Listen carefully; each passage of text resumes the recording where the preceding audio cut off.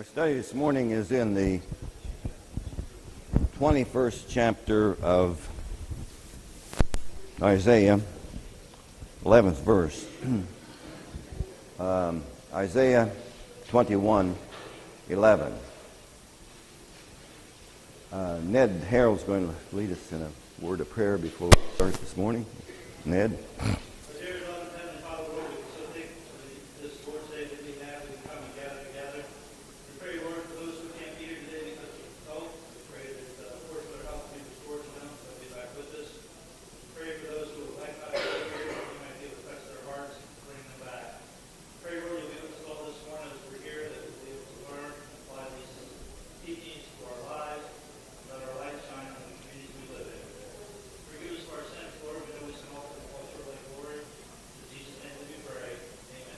Amen. Isaiah chapter 21, verse 11. I understand that the ladies' class is not meeting this morning, and the ladies' class is meeting here. Now, that's probably a good thing because the average intelligence level has been raised by virtue of the women being here. And in fact, the scenery is better with the ladies here being present. I want to identify that in beginning with chapter 21, verse 11, judgment is being pronounced by God unto Edom and to Arabia. Isaiah deals quite a bit, of course, with Judah, but in the scheme of things, the prophets, the Old Testament prophets, deal with those nations, particularly those nations around about Judah where there was cooperation and conflict between the nations in Judah. And it's interesting to me that that God, is even dealing with these nations. Now, in the case of Edom, in a sense, God is throwing them on the trash heap of history in what he says here. And what other prophets said about Edom. Let's think about how this all got started. Edom is the Edomites were descendants of Abraham, descendants of Isaac.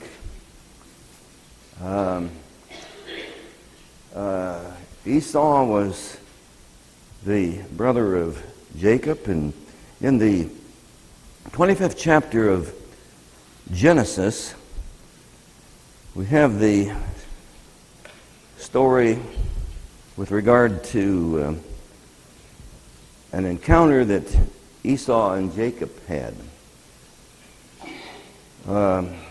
Once, in verse 29 of chapter 25 of Genesis, once when Jacob was cooking stew, this is the English Standard Version, Esau came in from the field, and he was exhausted.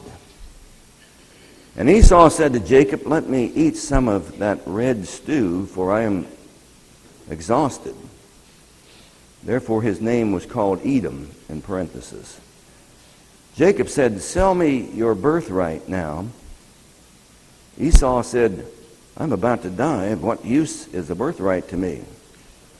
And Jacob said, "Swear to me now." So he swore to him and sold his birthright to Jacob. Then Jacob gave Esau bread and lentil stew, and he ate and drank and rose and went his way. Thus Esau despised his birthright. Now, that attitude, and I don't know how this works in terms of history. But Esau, the father of the Edomites, seemed to have a bad attitude, would you say? Now, Jacob's attitude wasn't too good either. But Esau had a surly attitude. He was the firstborn. He had the birthright under the Old Testament scheme of things. And yet, he gave that up for some physical, I guess he had physical need. He was hungry. But he gave it all up. And then he despised it. Now, from that point on, Israel and Edom were at odds one with another. And in chapter 21 of Isaiah and verse 11, Isaiah pronounces doom on Edom. Really bad doom. To the point where, as I said, Edom was tossed on the trash heap of history. Now, tell me some, all of you have an Old Testament, knowledge of the Old Testament. Tell me about some of the conflicts between Edom and Israel over time. Well, of course, Jacob and Esau, they were estranged. But tell me some of the conflicts that they had.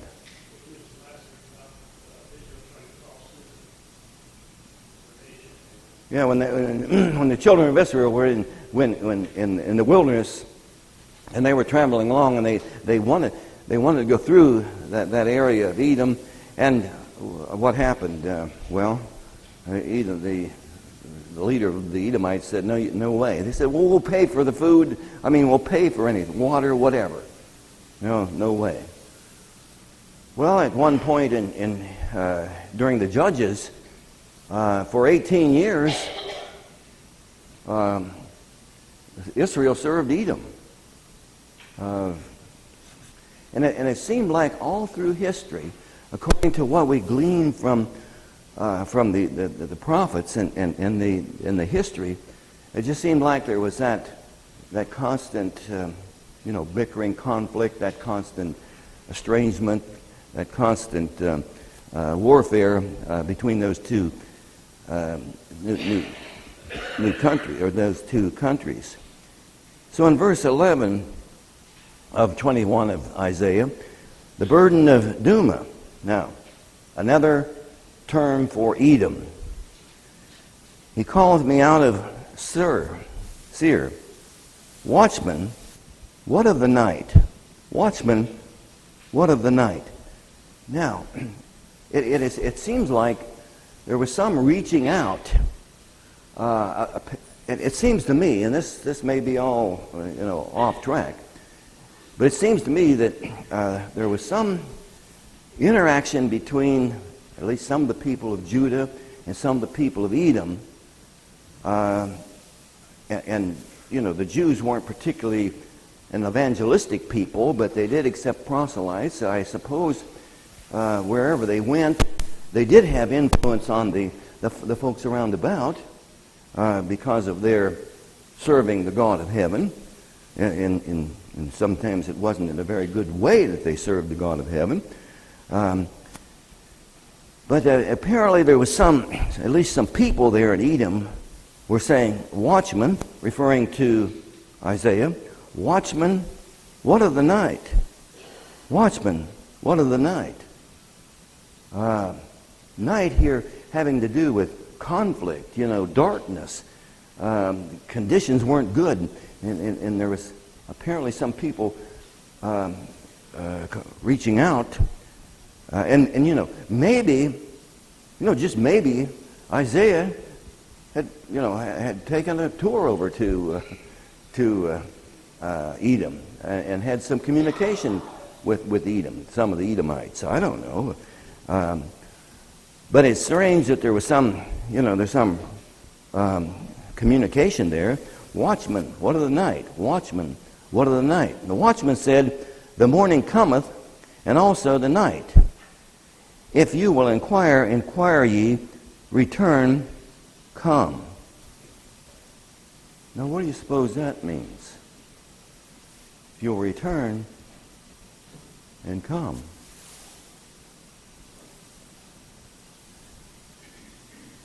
That may well be that Isaiah, God through Isaiah, is reaching out to those Edomites and saying, come back to the God of your father Abraham, your father Isaac, and your father Esau. It just may well be. Let's go back to this idea of the attitude of Esau. Do you suppose that influenced his posterity, his children, his grandchildren, great-grandchildren? You suppose that attitude kind of carried down through history? What do you think?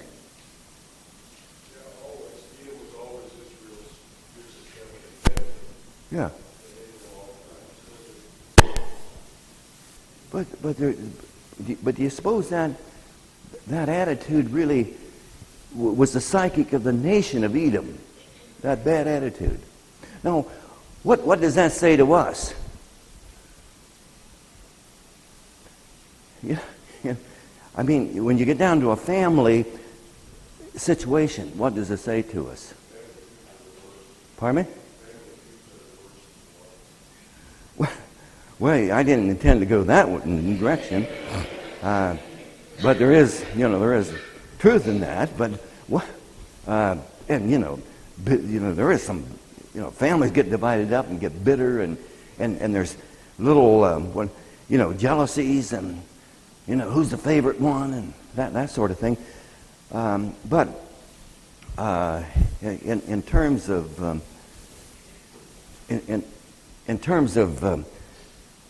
does the father's and the mother's attitudes carry down for generations?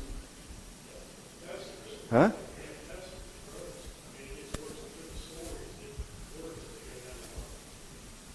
It's kind of like, well, this may not be a good illustration, but the Hatfields and McCoys. And Jim's a descendant of that group of Hatfields that were... What's that? I didn't hear you. But it's a matter of history. Yeah. But what does that tell us about... I mean, that's a pretty scary kind of... That's a pretty solemn kind of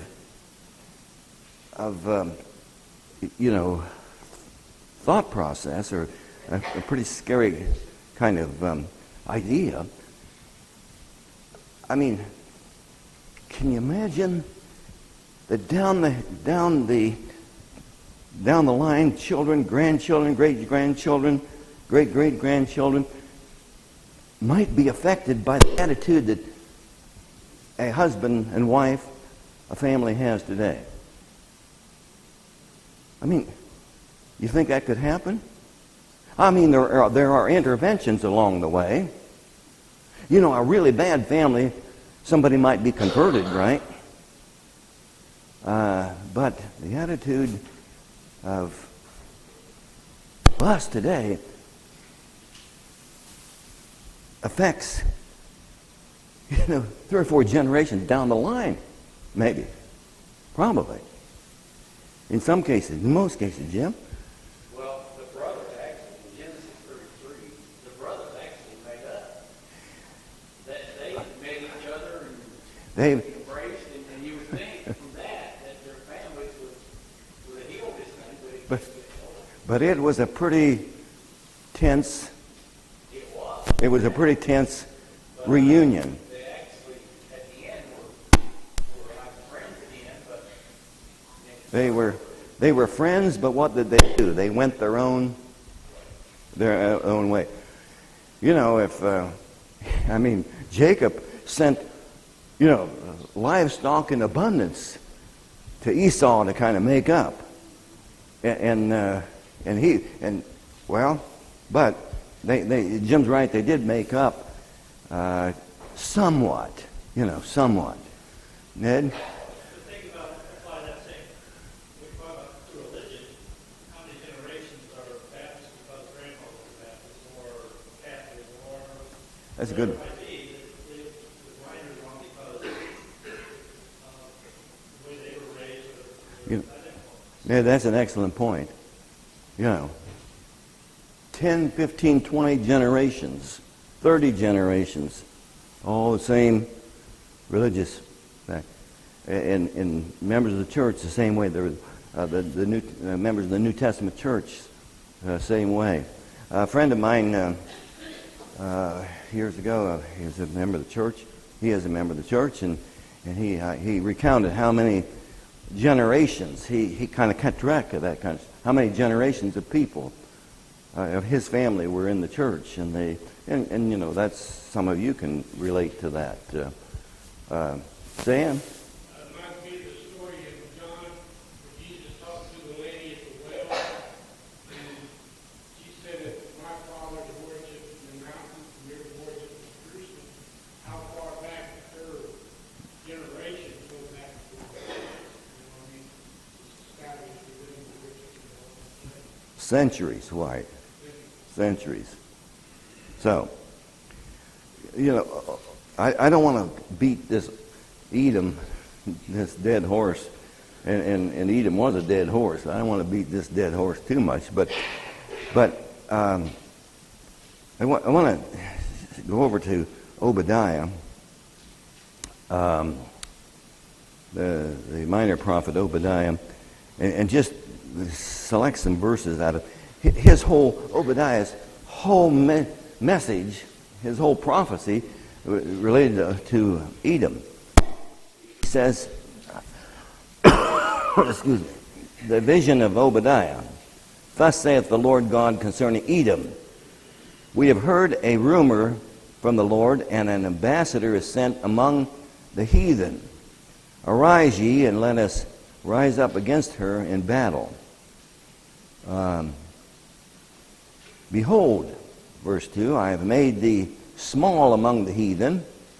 Thou art greatly despised. Now, the Edomites, apparently, they had some characteristics about them that nobody wanted to be, associated with Edom. They were despised. Now, why were they despised? The pride of thine heart hath deceived thee. Going back to Esau, Jacob did him wrong. Jacob did him wrong. Is that right? He had a choice of despising his birthright, or what was the other alternative?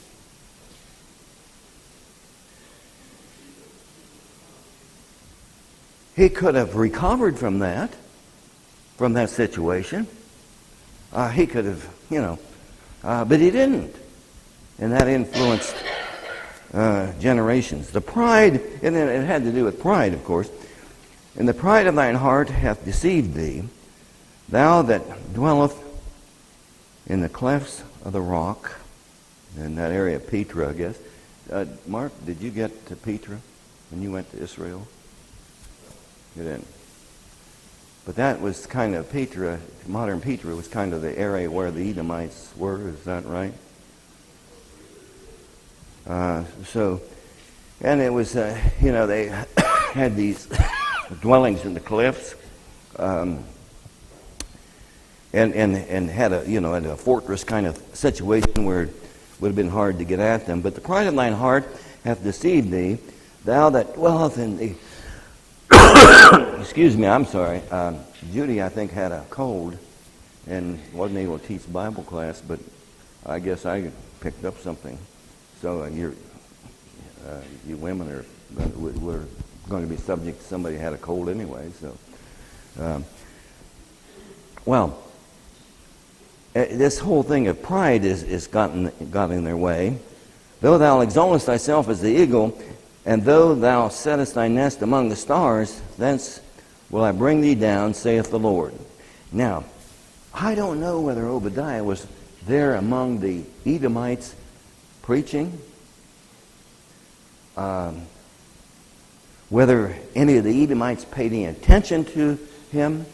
Maybe some of them, came to Judah. Maybe some of them began worshiping the God of the God of the universe. We don't know. But this message was to them, and I assume there was some interaction here between Obadiah and the Edomites.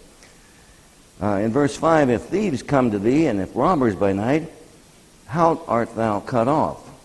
Would they not have stolen till they had enough? If the great bears came to thee, would they not leave some? How are the things of Edom searched out? How are his hidden things sought up? All the men of thy confederacy have brought thee even to the border. Now let's skip down.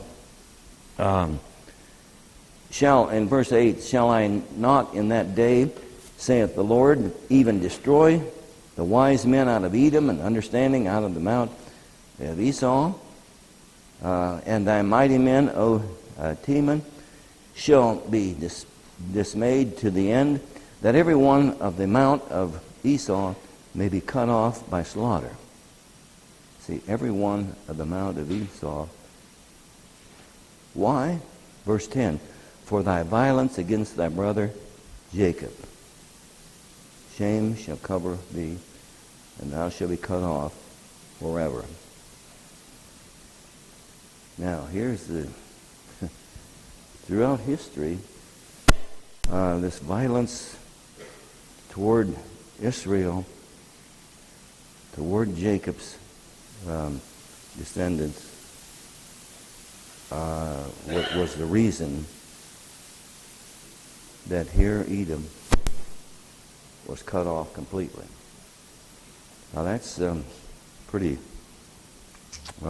scary stuff, and of course he goes on to Obadiah goes on to put some flesh on those bones and talks further about what's going to happen to Edom.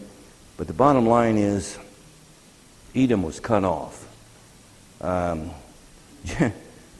Jeremiah, the 49th chapter, talks about Edom. So, the other prophets talked about Edom. Edom was in a world of hurt. Let's then go on to the next group of people that were under judgment. Verse 13. Well, let's look at 12 again. The watchman said, the morning cometh, and also the night. If you will inquire ye, return, come. To me, that's an invitation for the Edomites to return to the God of heaven. Now then, in verse 13, he talks about the burden or the judgment upon Arabia. Now, where did these Arabians come from?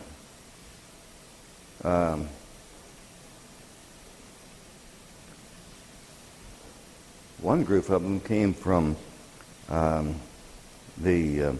were descendants of Kedar, Kedar, Genesis 25, and they were from the Ishmaelites. Now, there were other people, the Dedanites, came from one of the sons of Abraham and Keturah, Abraham's second wife. So, but these people were under God's condemnation. Verse 13, the burden upon Arabia. In the forest of Arabia shall ye lodge. O ye traveling companies of Dedim. They're one of the descendants of Keturah. The inhabitants of the land of Tema, in verse 14, brought water to him that was thirsty. They prevented with their bread him that fled. For they fled from swords, and from drawn swords, and from the bent bow, and from grievousness of war. For thus hath the Lord said unto me, within a year according to the years of a hireling, and all the glory of Kedar shall fail. And the residue of the number of archers and mighty men of the children of Kedar shall be diminished, for the Lord God of Israel has spoken. Now, he's saying, and with regard to the Arabians, within a year, according to the years of a hireling. We've looked at that idea of the years of a hireling. If a person was to serve another person, in that Old Testament scheme of things, for a year, if you were induced into some sort of slavery or some sort of imprisonment term or some sort of house arrest or something, and it was for a period of a year, you'd be counting the days, wouldn't you? Hirelings counted the days, that they weren't going to be serving any more. And that's so. What he's saying, in exactly a year, there's going to be an annihilation. And where is that in terms of history? What's God's instrument of getting rid of those? What country? The Assyrians. God was going to, and you see, there was a lot of turmoil in those nations because the Assyrians were, they were conquering peoples around about them, and nations were trying to form coalitions to fight the Assyrians, and sometimes Judah got mixed up in that whole mess, and Isaiah was telling them, don't make alliances with these other nations. They're not going to help you because they're going to fail. God's judgment is going to come upon them. So you better start depending on God, is the message that Isaiah continually gave the kings of Judah and all the other people of Judah. So, bottom line here, Edom is gone. The Arabian forces are gone. Edom, never going to recover as a nation. Couldn't find an Edomite today with a search warrant looking for them. They're just not. Nobody could trace their if there were any descendants, nobody could trace it back to Edom, even with that app or that service you can get with Ancestry.com. You couldn't get that figured out. Now, in chapter 22, Isaiah goes back to in the first part of the chapter, he goes back to Judah. What's going to happen to Judah? And then, in the last part of the 22nd chapter, he deals with a specific officer in the government of Judah, an officer of the king Hezekiah. But let's look at the first part of chapter 22, when he says the valley and the burden of the valley of vision. What aileth thee now, that thou art wholly gone up to the housetops?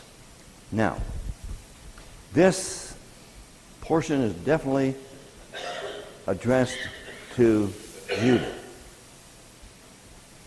to really get our arms around this whole thing, we need to think about the conflicts that Judah had with other nations. First of all, the Assyrians were they were a world power. They were a conquering, aggressive, mean-spirited people. And they were conquering all the nations around about Jerusalem. As they were, on one occasion, the people of Jerusalem could look out over the valley at the various villages around about, and they could see that the Assyrians had destroyed 46 cities all around in that Judean area. And they, at one point, were surrounded. The city of Jerusalem, the walled city of Jerusalem, was surrounded by the Assyrians. And as we've mentioned several times, Isaiah is telling Hezekiah, depend on God. God will rescue. God will protect. And so God did do so when he destroyed that army, that Assyrian army of 185,000 military people. Well then, how long was it before Judah was in big trouble again militarily? From the Assyrians forward, how long would it be before they were under another attack? Well, do you suppose the Assyrians gave up immediately? You know, after God destroyed the 185,000, don't you suppose they regrouped? Don't you suppose they were still an aggressive nation? Yeah. Well then, a century or so later, who comes along? The Babylonians, see? The Babylonians come along. And this time, what happens? The walls of Jerusalem come down. The temple comes down. And they were led away into captivity. And then when the Persians took over Babylon, here's the king of Persia, the Medo-Persian Empire. He allows a remnant of those people to come back to Jerusalem. Eventually, they build the temple, rebuild the temple. They eventually rebuild the walls. But does that end the troubles of the nation of Israel, the race of the people of the Jews? All through the between the intertestamental period, all that period, the Jews were, under siege from one group to another, and then a remnant of the Jews finally make it to the time of Christ, right? Now think about this. The remnant of the Jews were under domination of Caesar, of the Roman Empire, right? Now, when Christ came, did that remnant en masse convert to God's kingdom? Did they become associated with the children of God, the church? Did the whole group, did the whole nation become part of the New Testament church, part of the kingdom? We know they didn't. And so, what was that part of the remnant that didn't come into the kingdom of God? What happened to them?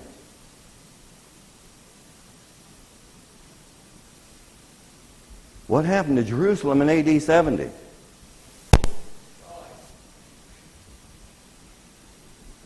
Millions.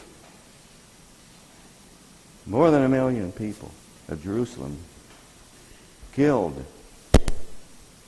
Now, you see, when Isaiah is talking about Judah, when he's talking about Jerusalem, when he's talking about talking to these people, sometimes it's hard to figure out whether he's, referring to the destruction or referring to the Assyrians or the Babylonians or the period of time between the Testaments or the ultimate destruction of Jerusalem in AD 70. So the prophets, I think, sometimes is referring to more than one of those, situations. And so as we look at the 22nd chapter, first part of the 22nd chapter of Isaiah, he could be referencing, any or more than one of those periods of destruction.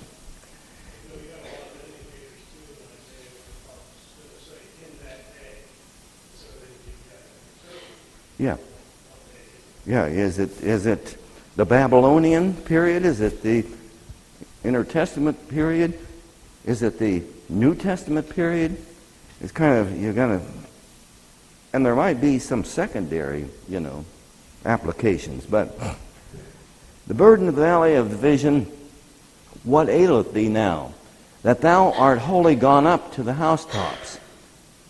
Thou that art full of steers, S-T-I-R-S, says the King James Version, a tumultuous city, a joyous city. Thy slain men are not slain with the sword, nor dead in the battle. All thy rulers are fled together, and they are bound by archers. All are found in thee are bound together, which have fled from afar. Now, he could be talking about something there related to the Assyrian period, or the Babylonian period, or even at some other period. Now, after the 185,000 soldiers around outside the walls of Jerusalem, and I don't know how far away they were, after they were slain, there was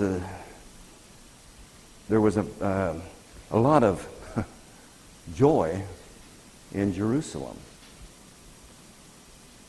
Now, it could have been here that when he talks about, a joyous city, thy slain men are not slain with the sword, nor dead in battle, and thy rulers are fled together. Now, that could have been talking about the period of time when the Babylonians came in, and there is a record of some of the leaders trying to flee, and they were caught and killed. It was under Zedekiah. In fact, Zedekiah, the last king of Judah before the Babylonian captivity, he tried to escape, and when he escaped, what happened to him, Mark? First they killed his boys, and then they blinded him, and then they put him in shackles and led him off to Babylonian captivity. See, so there are some scholars that have the idea that after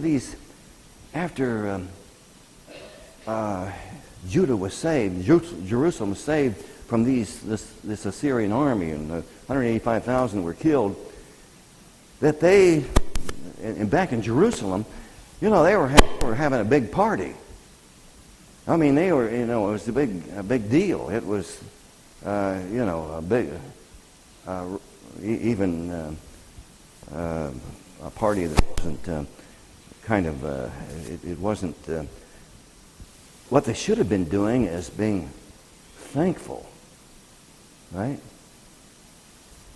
Now, other scholars think that this related to a time before the Babylonians took over, and they just took the attitude, well, you know, let's eat, drink, and be merry because there's nothing we can do about this Babylonian thing. So you know, you have to kind of take your pick as to, you know, what is going on here. Verse 4, therefore said I, look away from me. Now, that's Isaiah, look away from me. I will weep bitterly. Labor not to comfort me because of the spoiling of the daughter of my people. If in fact the people of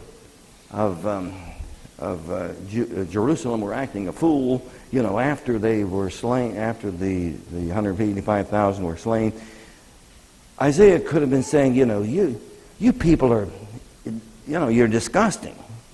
And he said, I will weep bitterly, labor not to comfort me because of the spoiling of the daughter of thy people.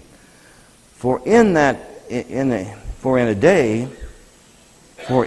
is a day of trouble and of treading down and of perplexity for the Lord God of hosts in the valley of vision, breaking down the walls of crying to the mountains. Now, the Assyrians didn't break down the walls of Jerusalem, but who did?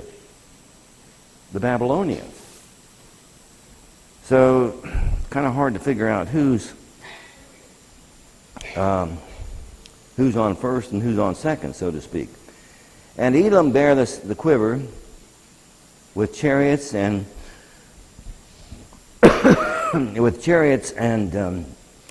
chariots of men and horsemen, and Kir uncovered the shield. And it shall come to pass that thy choicest valleys shall be full of chariots, and the horsemen shall set themselves in array at the gate. And he discovered the coming of Judah. Thou didst look in that day, and in the armor of the house of the forest. Ye have seen also the breaches of the city of David, that they are many, and you gathered together in the waters of the lower pool.